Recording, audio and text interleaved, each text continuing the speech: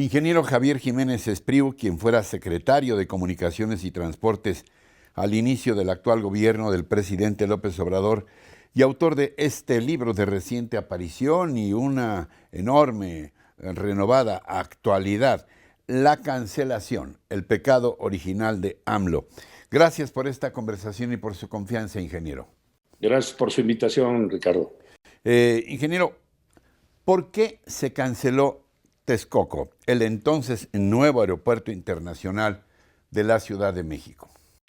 Por múltiples cuestiones, pero que lo llevaban a la inviabilidad. Era un conjunto de situaciones de orden financiero, económico. Era un proyecto muy caro en la inversión, muy caro en el mantenimiento.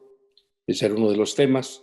Un proyecto magno, enorme, ostentoso, bello arquitectónicamente, pero situado en un lugar que era el más inconveniente, el peor de la República Mexicana para un aeropuerto de esa magnitud, por los impactos que producía en el medio ambiente, por los impactos que producía en la urbanización de la zona, por lo que se llevaba como consecuencia un conflicto hídrico brutal, agrandando la crisis hídrica que vive la Ciudad de México, por los efectos sociales de toda la zona colindante, en fin, un conjunto muy, muy amplio de situaciones por la devastación que se había producido, acabando con cerros de tezontle que había alrededor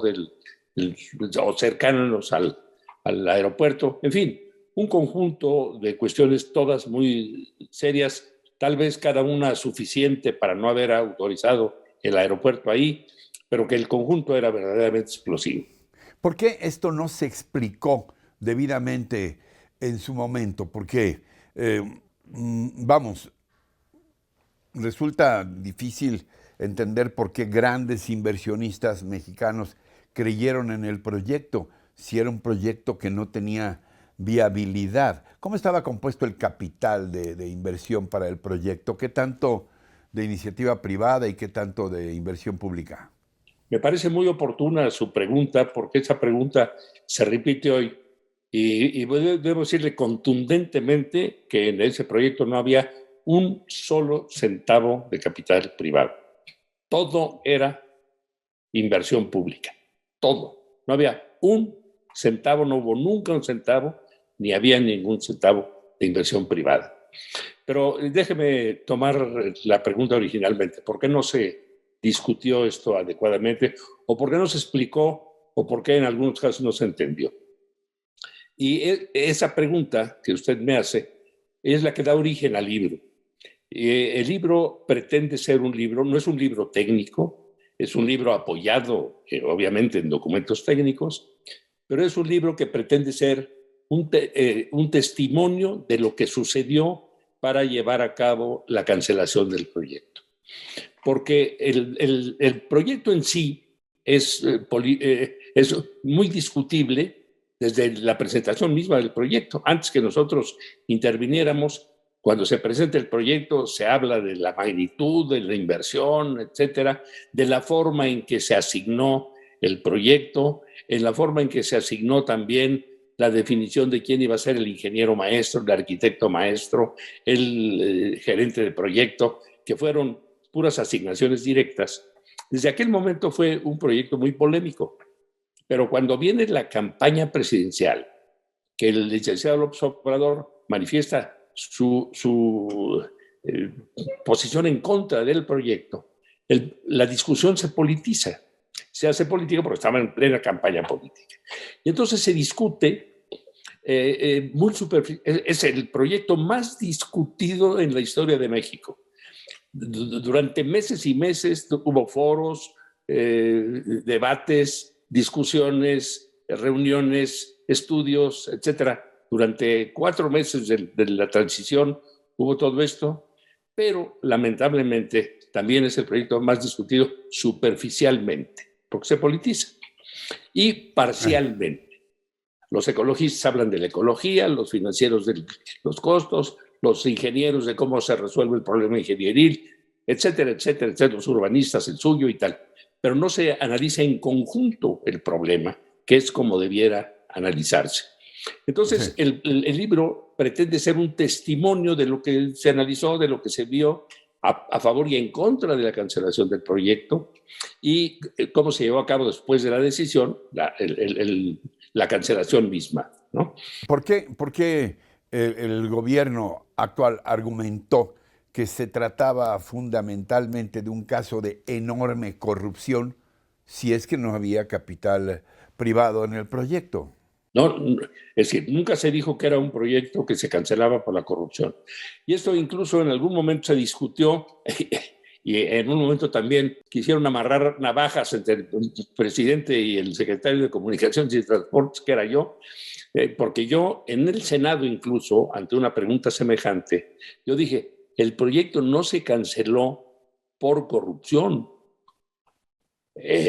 La corrupción no se arregla cancelando unas obras. Y irónicamente dije, y debidamente también, porque la ironía no debiera ser parte de un planteamiento de un secretario de Estado, pero dije, si eso hubiera sido la causa, hubiéramos tenido que cancelar todas las obras, porque en todas las obras lamentablemente había corrupción. La corrupción debía haberse tratado como deben tratarse esas cosas, limpiando la corrupción y acusando a los responsables. Pero ese no fue el caso. Yo siempre dije durante la campaña que si el licenciado López Obrador llegara a ser presidente de la República, lo primero que haríamos serían auditorías técnicas. Y fue lo que hicimos. Auditorías técnicas obviamente todas las cuestiones irregulares que encontramos las documentamos y las denunciamos y están en su curso correspondiente. Pero la decisión y el planteamiento que se hizo y la comunicación que se hizo a la ciudadanía fue los temas técnicos. Eso es lo que yo trato de relatar en este libro. Ingeniero, ¿por qué entonces usted renuncia? Dio la impresión, y hablo de percepciones, de que su renuncia se había debido a que se oponía usted a la cancelación de Texcoco. No. En fin, yo creo que hay un malentendido enorme. Sí. En la cancelación de Texcoco, como aquí digo, la hicimos con plena conciencia de lo que estamos haciendo y de la cual nos sentimos muy seguros y muy satisfechos. Mi renuncia fue muy clara y la expliqué en la carta renuncia que presenté al presidente, y el presidente fue tan amable de publicar mi renuncia tal cual estaba. Yo en mi renuncia digo que me retiro porque tengo una discrepancia con el presidente en un tema que estimo yo fundamental y lo planteo, porque ha tomado la decisión en contra de lo que yo pienso de transferir al sector militar, y muy concretamente en este caso era a la Secretaría de Marina, cuestiones que estimo de carácter absolutamente civil, que eran el manejo de los puertos, de la marina mercante y de la educación de los marinos mercantes. Esta fue la causa de mi renuncia. Sí. La otra, yo terminé la cancelación y la renuncia, que si yo no hubiera estado de acuerdo con eso, hubiera renunciado antes de hacer toda la cancelación. En esta estuve plenamente de acuerdo. Ingeniero, ¿por qué entonces el subtítulo de su libro, El pecado original de AMLO, es también un poquito de ironía? No, bueno, no es un poquito de ironía, sucede así. En la presentación, ¿ya tuvo ocasión de leer el libro? Sí, claro. Bueno, como usted ve en la presentación que yo hago, señalo que quiero hacer, que dejar un testimonio. No es un libro técnico, es un libro apoyado en técnica, pero es la crónica, porque quiero dejar un testimonio de algo que no se discutió y no se informó adecuadamente, y debe quedar el testimonio. Y yo digo, cuando nosotros entramos y se toma la decisión de cancelar, que es una decisión que se toma incluso antes de que el presidente López Obrador asuma la presidencia de la República. O sea, la decisión la toma como presidente electo en octubre de 2018. Y entonces yo digo, cuando llegamos al gobierno ya teníamos, y ha sido la cancelación del aeropuerto, el estigma, el sello, y ahí en la presentación, entre comillas, Sí, el pecado original. sí, Porque cuando nacemos como gobierno, ya traemos un pecado como sí, los católicos cuando llegamos al mundo, sí. creo que muy injustamente, ya traemos un pecado original. O sea, ahora sea que no hicimos nada, pero ya traemos el pecado original. Entonces, lo planteo así. Y discutiéndolo con la editorial, dijeron, bueno, es un tema muy importante porque el pecado original resulta, y usted lo entiende muy bien, que todo es consecuencia de los mismos. Hoy mismo, hoy, ayer, antier, en muchas instituciones dicen, no, un gobierno que empieza con el enorme error de haber cancelado una obra que ya iba al 35%, cuando no era cierto así, pero en fin, todo se achaca a que se toma una primera decisión muy polémica, lo entiendo, muy difícil, lo entiendo, que tuvo un costo económico alto, también es cierto, pero que fue una decisión que nosotros estimamos que era la más conveniente para la nación. Dos preguntas finales, ingeniero. ¿Qué le diría usted a quienes nos están viendo y escuchando y que tienen la percepción, me incluyo honestamente, de que perdimos una oportunidad histórica al cancelar un mega aeropuerto diseñado por el hombre más célebre en estos menesteres, el arquitecto Foster, con prácticamente una centena de conexiones de salida para los aviones, que iba a ser un hub, es decir, un centro de distribución muy importante a nivel global para vuelos de interconexión México-Europa, o Europa, México, Asia, al revés también, y para Estados Unidos, en fin.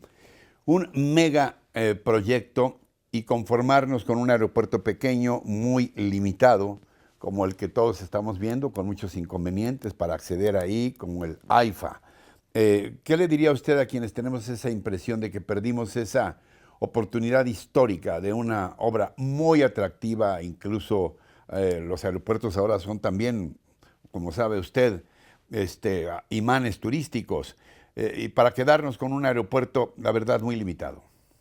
No, mire, estamos cambiando un hub cuya discusión de si era conveniente o no todavía está pendiente, porque un hub, en sus términos aeronáuticos, en la Ciudad de México a 2.400 metros de altura no es tan lo mejor.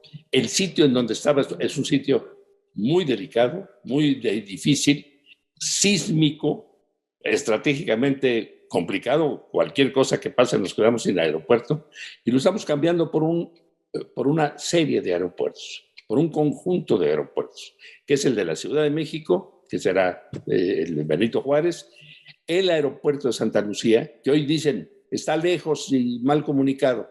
Los aeropuertos deben estar lejos de las urbes y deben comunicarse adecuadamente. Ese aeropuerto se irá acercando en la medida que terminemos todas las obras, se terminen todas las obras que están haciendo para comunicación. Así sucedió en su tiempo en Orly, así sucedió en Tokio cuando hicieron Narita, así sucedió en Múnich, el aeropuerto está muy retirado, como deben ser los aeropuertos, que no contaminen ni con ruido ni con gases de efecto invernadero a las urbes. Yo lo que les diría es, propongo que lean el libro, Sí. que vean las consecuencias y que reafirmen que su punto de vista más informado, porque aquí digo muchas cosas que no se sabían y Sí. en donde ratifico mi decisión, mi punto de vista en relación con que esto se dio así. Que el planteamiento, que Foster es el más, pero Foster le pidieron, aquí en este sitio haz una obra muy bonita y la hizo. Pero Foster no se puso a analizar ni del subsuelo, no le tocaba, ni el espacio aéreo tampoco le tocaba. Él presentó un proyecto arquitectónico muy complicado, muy complejo y muy inadecuado, porque en el propio libro hablo ahí de alguien que decía, bueno, ¿y cómo van a lavar los vidrios? Entre otras muchas cosas. Un proyecto muy difícil y muy caro de mantener. Espectacular, sí, pero muy inconveniente. Que lo lean y que ratifiquen o rectifiquen su posición en relación a su punto de vista sobre ese hub, que yo no coincido con usted en lo que dice que perdimos una oportunidad histórica. No, yo creo que al detenerlo dejamos de perder muchísimo dinero, porque ese aeropuerto no sabemos ni cuánto iba a costar, ni cuándo se iba a terminar, si es que hubiéramos podido terminarlo en un día. Bueno, lo que pasa es que ahora se dice, no quiero entrar en polémica con usted, pero se dice que ya el aeropuerto actual del AIFA ya subió de 80,000 a 120,000 millones, más los 280,000 que costó la cancelación, pues ya tenemos un costo enorme de 400,000. No. El aeropuerto del AIFA costó 75,000 millones. Lamentablemente perdimos 113,000 millones de pesos en la cancelación de este aeropuerto. Dinero que enterramos, porque fue gastado en cimentación. Se acabó el dinero, por ejemplo, de las pistas, y las pistas todavía no estaban pavimentadas, porque es un terreno muy complejo. Finalmente, nos comentaba usted que su renuncia obedeció a que se oponía a que la Marina tomara el control de los puertos, fundamentalmente. Ahora, ¿qué opina de que este AIFA esté no solamente en manos, sino que sea propiedad de los militares, propiedad del ejército? Se creó una empresa. El presidente dijo que se lo obsequiaba al ejército. ¿Qué opina usted? No es propiedad, tienen la concesión, como tienen otros grupos aeroportuarios. En lo personal, sigo en lo mismo. Estoy totalmente de acuerdo con la cancelación del aeropuerto y no me gusta que se militaricen las operaciones y las acciones que deben ser civiles. ¿Algo más que quiere usted puntualizarnos, no sé, sobre el futuro aeroportuario de la Ciudad de México? Sabemos que es una actividad prioritaria. En un principio el gobierno dijo que Texcoco era para los puros ricos. Y bueno, pues perdónenme, hay muchos que tenemos que usar de vez en cuando los aviones y no somos precisamente ricos. ¿Cuál el futuro aeroportuario de la Ciudad de México? Bueno, no hablamos ya de la Ciudad de México, sino de la zona metropolitana. La zona metropolitana, perfecto. Y por eso hablamos de un sistema aeroportuario que irá creciendo. No crecerá el aeropuerto Benito Juárez, al contrario, se acomodarán las operaciones para que no se sature, como estaba ya saturado. La saturación, sí, no hay ninguna discusión de que existía. Se desaturó, lamentablemente, con la pandemia, y eso dio oportunidad, pues, a otra cosa. Si no hubiera sucedido esto y no hubiéramos hecho el aeropuerto, hubiéramos pasado todo el sexenio con el mismo aeropuerto. Y creo que la solución que se ha dado, porque el aeropuerto de Felipe Ángeles tiene capacidades de crecimiento enorme, es la solución al problema aeronáutico del Valle de México. ¿Algo más que quiera puntualizar, ingeniero, que no le haya yo preguntado? Agradecerle su invitación y invitar a la gente que está interesada en el asunto que lea que es un testimonio que no pretende ni justificar nada, ni justificarme a mí, ni justificar al gobierno. Es el relato, la crónica de la cancelación, dicha en forma no técnica, apoyada técnicamente, pero dicha en forma para que la entienda quien sea especialista en algo o que no tenga ninguna especialidad al respecto. Bueno, una pregunta ahora sí finalísima, no muy técnica ni aeronáutica. ¿Ya está a la venta, ingeniero? Sí, ya está a la venta desde hace unos 10 días. Bien, está en todas partes. La cancelación, el pecado original de AMLO, de Javier Jiménez Espriu. Ha sido muy grato volver a charlar con usted, ingeniero. Hace un rato que no lo hacíamos. Le aprecio mucho y le reitero mi afecto más sincero. Gracias. Muchas gracias. Yo le reitero mi agradecimiento por su invitación. Gracias.